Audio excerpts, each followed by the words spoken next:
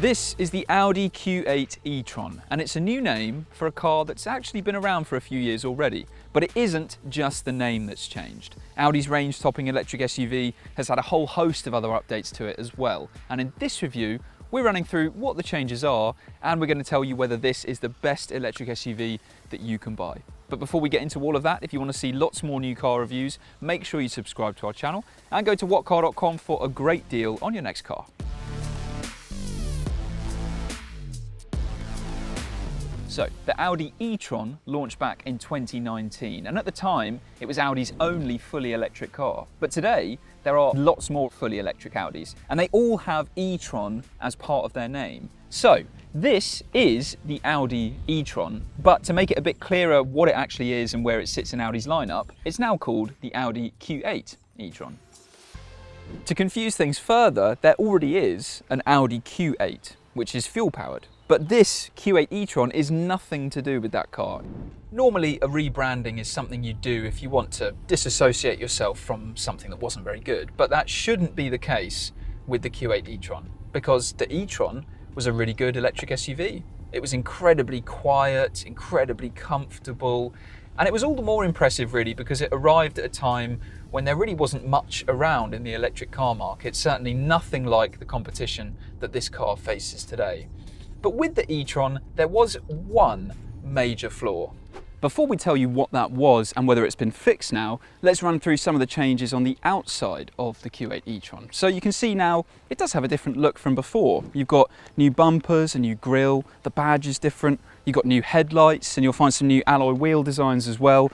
So it isn't a radically different look, but it does just generally look a bit more aggressive than it did before. There is still, by the way, a Sportback version available of this car. So you can either have this Q8 e-tron or a Q8 e-tron Sportback. And if you go for that model, then it has more of a coupe kind of look with a sloping roofline. Inside, there isn't actually anything new to point out, apart from the fact that apparently there are more recycled materials here and there. But otherwise, this is pretty much the interior that you had with the e-tron from before. And what's so impressive is that this really hasn't changed much, but it is still among the very best electric SUV interiors around. So this is way better than what you find in any Tesla, and it's even as good as the BMW iX, which is a really fantastic electric SUV interior. What makes this so good exactly? Well, for a start, it's got quite a nice layout, hasn't it? You've got a lot of screens, you've got a really nice mix of materials as well, and everything feels really high quality. So you've got soft touch materials on the dashboard, you've got some gloss blacks as well, and just everything in here feels very expensive. There aren't many buttons, but the ones that you do have are really nicely damped, again, adding to the feeling of plushness in here, certainly. And it's not just the rock solid build quality and the impressive materials that are good in this interior, but the tech also stands out in the electric SUV class. So you've got this 12.3-inch fully digital driver display, which is Audi's virtual cockpit. Again, something we've been familiar with for quite a few years now, but the reason it's so good is because it's big, it's easy to see, but it's also very configurable as well to let you choose from quite a lot of different layouts to suit you best while you're driving. Over here, you have a 10.1-inch touchscreen infotainment system, and it's responsive. It's got a reasonably simple layout, though some bits of it can be confusing with all the menus and sub-menus that it has. But what makes this better than most touchscreens is the fact that it has haptic feedback. So when you press something on here, it gives you the sensation like you're hitting a button. The only exception is if you're using Apple CarPlay, where the haptic feedback doesn't work for that. And the reason that it's good is that it just helps you be a little more confident and accurate using it while driving than if it didn't have that haptic feedback. But it's not a complete game changer, of course. Having actual buttons would still be a much better solution for all infotainment systems. And that's especially true for the climate control that you have down here. So this is on another 8.6-inch screen. And the good thing is that it's always visible. So it's not like there are millions of menus where you'll lose the climate control. It's always there. It's always within easy reach. But it's quite low down on the dashboard, so you have got to take your eyes quite far from the road to use it.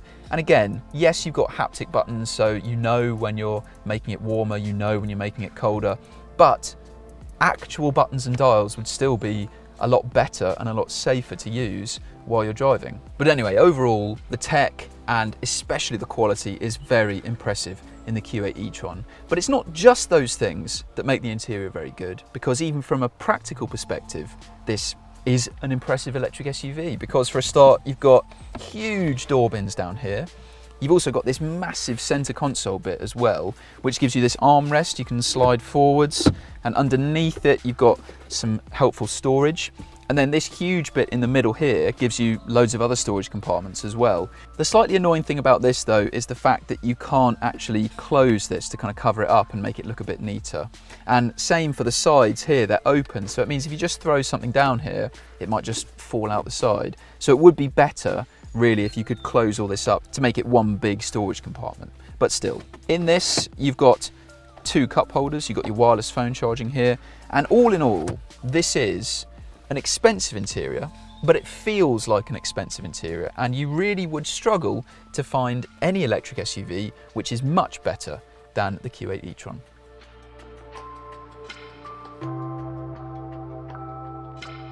Now, there haven't been any significant dimension changes between the previous e-tron and this Q8 e-tron, so that means that the space in the back is the same as it was before. So really, you'd have to be very tall to feel uncomfortable back here, because you can see there's loads of legroom. There's even some space under the seat in front for your feet. Headroom is also very, very good. So if you're 6 foot, you'll be sat back here perfectly comfortably. The only thing to point out though is that the back of this middle seat is really quite hard and uncomfortable if you're here for a long journey. And also the center console comes back quite far, so it takes up a lot of foot space, and there is a little bit of a lump in the floor as well. So if you have 3 adults side by side in the back, they'd actually probably be more comfortable in something like a BMW iX3. But in most other scenarios, and especially if you just got 2 very tall adults sat in the back, this is a very good electric SUV. And even the door bins are very good back here as well.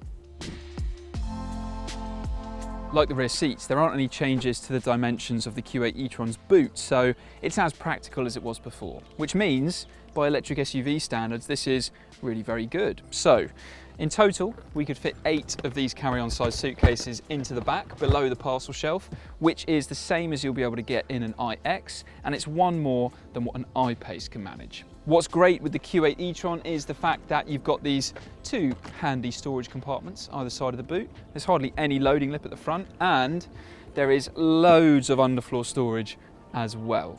And on top of all that, there's even some extra storage in the bonnet as well. It's not that much, still enough for a charging cable or 2 though. Now, we said at the start that the e-tron had one major flaw, and that was the range that it could travel on a full charge. So when that car launched back in 2019, even then, for what was a very expensive electric SUV, the claimed range of 200 or 250 miles, depending on which version you went for, really wasn't anything to write home about. And then of course remember that in real world driving conditions, the range it would actually be able to travel was a lot less than that. But that has been addressed with the facelift. So now the Q8 e-tron has increased the usable capacity of the e-tron's battery packs, meaning that the range of this car is better than it was before. But this isn't an electric SUV that uses its electricity in a particularly efficient way. We carried out a controlled test with the Q8 e-tron and some of its closest rivals in weather that was admittedly a lot colder than this, and in real world driving conditions we returned an efficiency rating of just 2.2 miles per kilowatt hour. Now that would be better in warmer weather, but that is still not very impressive at all. Still, the range now is a decent improvement from before, and it means if you go for the 50 model, then the official range is 281 miles, and if you go for the 55 model, then it's a very impressive 330 miles. Like the range, the charging speeds are better than before as well. The entry-level 50 version used to charge at 120 kilowatts, but can now accept 150 kilowatts. While the bigger 55 battery goes from 150 kilowatts before to 170 kilowatts for this facelifted model. All of which means a 10 to 80% charge in either car is possible in around 30 minutes if you can find a suitably powerful public charger. Those speeds are not among the fastest, but still pretty quick compared to its rivals. A full charge from a 7 kilowatt wall box at home, by the way, will take at least 14 hours. Now, it's not just the batteries and the charging speeds that are different from before, but there have also been some other mechanical updates to the Q8 e-tron. So now the steering has apparently been tuned to be a bit faster than it was before. The suspension has been retuned, and there's been some slight adjustments to things like the traction control and stability control as well. All of which sets some alarm bells ringing, to be honest, because the e-tron was already a very, very impressive car on the road. Incredibly comfortable, incredibly quiet. The good news is though, the Q8 e-tron does not feel drastically different from the e-tron before. So that means this is still incredibly well controlled, smooth, cushioned, comfortable, particularly when you compare it to other electric SUVs and other electric cars, most of which aren't anywhere near as comfortable as this. And it is incredibly quiet in here still. I can basically whisper to you. And the brake pedal feel is actually among the best of any electric car. It is effortless to stop this smoothly. Now, the entry-level 50 version of the Q8 e-tron has had a boost in power compared to the old model. So now it's up, not by much, but by 27 brake horsepower, up to 335 brake horsepower in total. The 55 and the SQ8 have the same power outputs as before. So for the 55, it gets 402 brake horsepower, and the SQ8 gets 496 brake horsepower. And the performance on offer is quite measured compared to other electric SUVs. So the Q8 e-tron is certainly quick enough, especially the SQ8, but the way that it delivers its power just seems a bit calmer, so the performance doesn't feel truly ballistic like it can in some other electric cars. Now, in terms of handling, does there really feel like a big difference with the Q8 e-tron compared to the e-tron? To be honest, not really. The steering does perhaps feel a little bit sharper than before, but ultimately this does still feel like a 2.5 ton SUV when you go around a corner. If you want something that's a little bit more fun and engaging, then a Jaguar I-Pace and a BMW iX3 are better bets than the Q8 e-tron in that regard. Something I'm really not quite so sure about in this car are these digital door mirrors here. When you first get in the Q8 e-tron, you'll always end up looking at the weird camera outside rather than the screen down here. It's a bit counterintuitive to have to look down and take your eyes further from the road to see a screen down here. And if you want to adjust the view, you can, but it's a touch screen, all of which is just a little bit distracting and difficult, and really this just feels like a bit of a gimmick rather than something that's actually going to make your life any easier. They also cost £1,750 to have, unless you go for range-topping Vorsprung trim, which gets them as standard.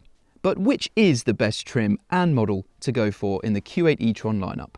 Well, the Q8 e-tron 55 is more expensive than the 50. But the extra chunk of range that it gets ultimately makes it a worthwhile jump. And really, entry-level sport trim has everything covered, like heated front seats, a leather interior, 2-zone climate control, cruise control, a powered tailgate. Going for higher trims gets the price jumping up a lot and doesn't really bring any crucial bits of kit. Even if you stick to the most basic versions of the Q8 e-tron, this is still an expensive electric SUV. But then the rivals that it's up against, like the BMW iX, the Mercedes EQC, the Jaguar I-Pace, none of them particularly cheap either.